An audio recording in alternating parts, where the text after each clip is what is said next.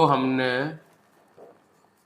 ध्वनि को समझ लिया, ध्वनि को अगर लिखित रूप दिया तो वर्ण हो गया, और वर्ण से शब्द कैसे बनेगा वो समझना है, और शब्द से वाक्य कैसे बनेगा वो समझना है। ठीक है, तो हम शब्द को समझने के लिए क्या करेंगे,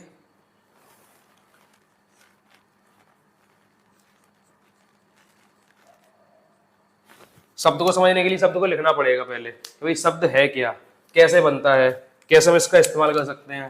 तो हम बताते हैं कि कई सारे, जैसे लिखें एक से अधिक वर्णों के संयोग से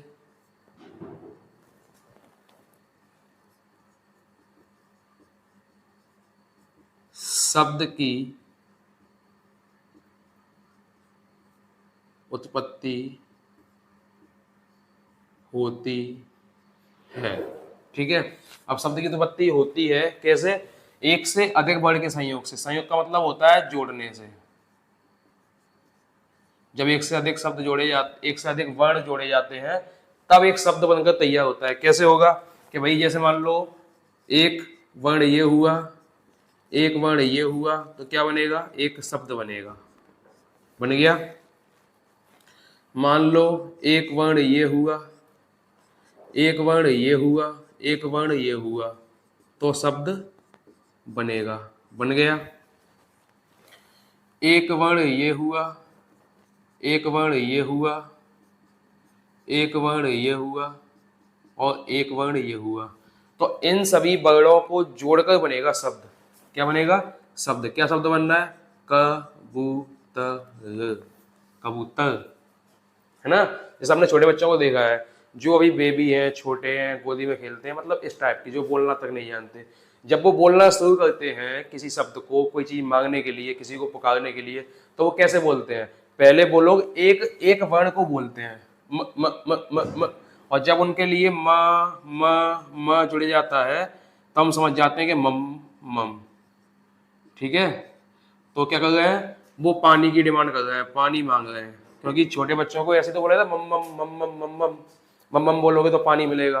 तो जब वो इन सब से सभी वर्णों को कोशिश करते हैं बोलने की, एक दो तीन चार जगह रिपीट हो जाते हैं वो सभी के सभी वर्ण, तो आप समझ जाते हो कि हाँ अब ये पानी मांग रहे हैं। ऐसी तो होता है। तो जब वर्णों को जोड़ा जाता है, एक से अधिक वर्णों को जोड़कर इकट्ठा करके फिर बोला जाता है, तब जाकर बनता है एक शब्द, और उस शब्द से हमें समझ में आता है कि सामने वाला व्यक्ति क्या कहना चाहता है। ठीक है, तो इस तरीके से हम समझ जाते हैं कि वर्णों के योग से कैसे शब्द की तैयारी होती है, कैसे शब्द बनता है। जैसे एक और शब्द देखा जाएगा, अगर प सु प ति ना थ द्वा, इससे जोड़ के आप क्या बनाएंगे, क्या बनाएंगे आप खुद ही बताओ ना। इसे हम जोड़ के बनाते हैं पशुपति नाथ द्वार। तो क्या हुआ, कितने सारे वर्णों को जोड़ा गया, इतने सारे वर्णों को जोड़ने के बाद एक शब्द बना पशुपतिनाथ द्वार।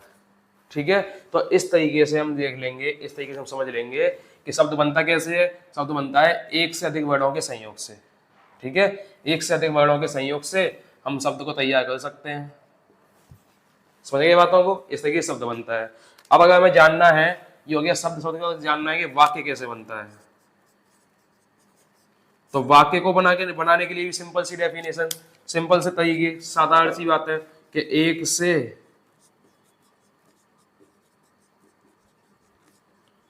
अधिक शब्दों को जोड़कर वाक्य की उत्पत्ति होती है। एक से अधिक शब्दों को जोड़कर वाक्य की उत्पत्ति होती है।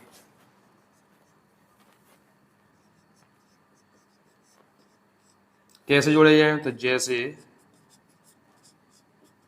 जैसे कैसे, तो एक शब्द हुआ राम,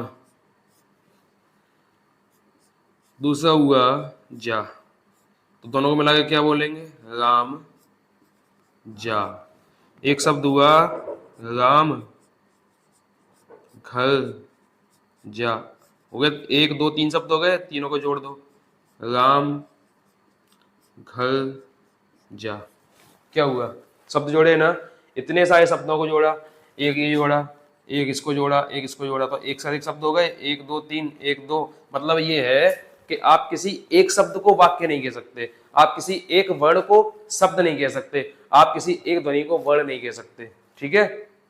जब ध्वनियां एक से ज्यादा मिलती हैं तब वर्ण बनते हैं, जब ध्वनियां एक से ज्यादा मिलती हैं तब वर्ण बनते हैं। तो ऐसे ही जब ध्वनि एक से ज्यादा बढ़ेंगी मिलेंगी तब वर्ण बनेगा, या ध्वनि का लिखित रूप ही वर्ण होगा। जब एक से अधिक वर्ण मिलेंगे तब एक शब्द बनेगा, जब एक से अधिक शब्द मिलेंगे तब एक वाक्य बनेगा। ठीक है? इस तरीके से हम देख सकते हैं कई सारे लंबे लंबे बड़े बड़े वाक्यों को ऐसे ही उत्पन्न किया जाता है, ऐसे ही उनकी उत्पत्ति होती है। और देख लें जैसे,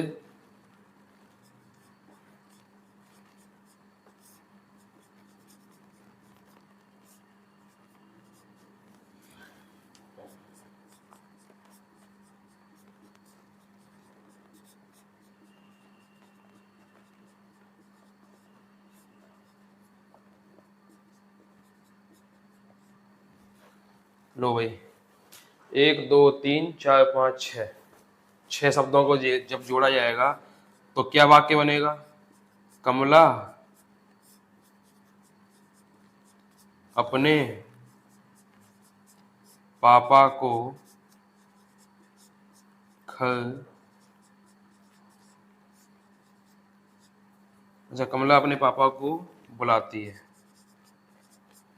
अब कमला तो बुलाती है पापा को, अब इस सेंटेंस में, इस वाक्य में आप वो वाला कॉन्सेप्ट अप्लाई मत करना भाई कि बुलाती है मगर जाने का नहीं। वो उसका बॉयफ्रेंड या दोस्त नहीं है, पापा है, समझे? कहीं आप चालू हो जाओगे बुलाती है मगर जाने का नहीं, वो अपने पापा को बुलाती है।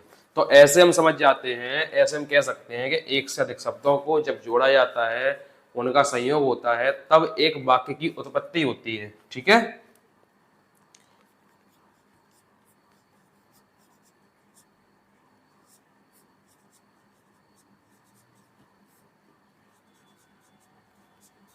हम अपनी पढ़ाई करने के लिए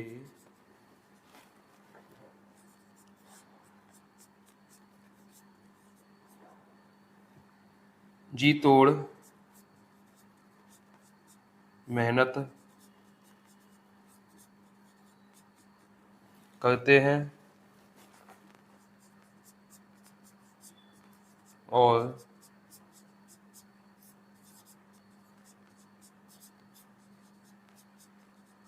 दरोगा बनते हैं। ये हुआ भाई वाक्य। अब देखो वाक्य बनना है ना, ये वाक्य बन रहा है ना ये, तो अब आपको ये समझना होगा कि वाक्य कितना ही बड़ा हो सकता है। ठीक है? कोई ऐसा लिमिट नहीं है कि दो चार शब्दों को, 10-20 शब्दों को ही जोड़कर हम कहेंगे तो ये वाक्य होगा, उसके अलावा वाक्य नहीं होगा। वाक्य कितना ही बड़ा हो सकता है, वो डिपेंड करता है कि बातें क्या हो रही हैं, क्या काम हो रहे हैं, क्या आपका परसेप्शन है, क्या आप समझाना चाहते हैं। तो यहाँ पर जब वाक्यों को जोड़ा जाता है ना, कि एक वाक्य, दो वाक्य, तीन वाक्य, चार वाक्य, तो गद्य और पद्य की उत्पत्ति होती है। जब गद्य और पद्यों को जोड़ा जाता है तो और भी आगे जो पद्यांश गद्यांश की उत्पत्ति हो जाती है, मुहावरे, लोकोक्ति, और जो आपके दोहे बनते हैं, गाने बनते हैं, भजन बनते हैं, सब इन्हीं से जुड़कर बनते हैं। कई सारे शब्दों को जोड़ते जाओ, वाक्य बनते जाएंगे, वाक्यों को जोड़ते जाओ, कहानियाँ बनती जाएंगी। उन्हीं कहानियों, किताबों में, अखबारों में, मैगजीन्स में और कई कई जगह पे ग्रंथ, काव्य, महाकाव्य बनकर तैयार कर दिए जाते हैं। ठीक है? तो इस तरीके से बड़े बड़े गद्यांशों की, पद्यांशों की उत्पत्ति हो जाती है। अब अगर आपको इसके बारे में जानना हो तो वाक्य के बारे में एक बात बतानी थी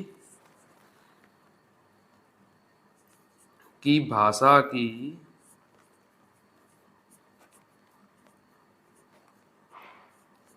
सबसे बड़ी,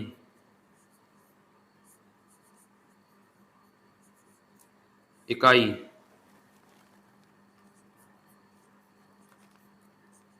वाक्य कहलाती है।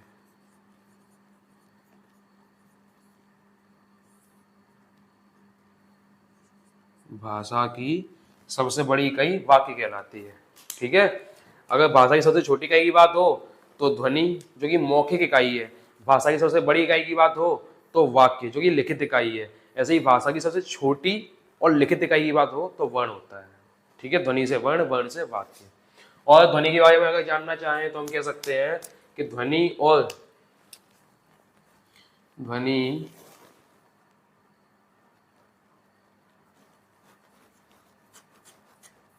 वर्ण के लिख लो, वर्ण के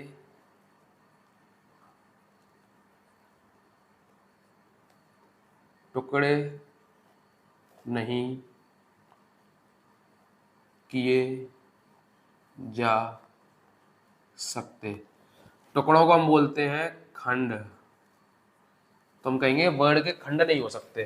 ठीक है, अब अगर वर्ण के खंड नहीं हो सकते तो वो वर्ण कौन से होंगे जो खंड नहीं हो सकते जिनके? तो वो वर्ण स्वर होते हैं। लेकिन व्यंजन के खंड हो सकते हैं क्योंकि व्यंजन स्वर की सहायता से बनते हैं। बिना स्वर के कोई व्यंजन नहीं होता कंप्लीट। ठीक है, इस बात को ध्यान रखना कि अगर वर्ण की बात की जाए, वर्णों को तोड़ने की बात की जाए तो वर्ण नहीं टूट सकते कभी भी। ठीक है, लेकिन जो वर्ण स्वर रहित है उसको तोड़ सकते, उसको नहीं तोड़ सकते। लेकिन जो वर्ण स्वर सहित है उसको तोड़ सकते हैं। अगर स्वर के साथ वर्ण की उत्पत्ति हुई है तो तोड़ सकते हैं, अगर स्वर के साथ, स्वर के बिना वर्ण की उत्पत्ति हुई है तो नहीं तोड़ सकते। ठीक है, वर्ण को तोड़ा नहीं जा सकता, उसके टुकड़े नहीं किए जा सकते। इतना समझ गए आप लोग? ध्वनि, वर्ण और शब्द के बाद वाक्य।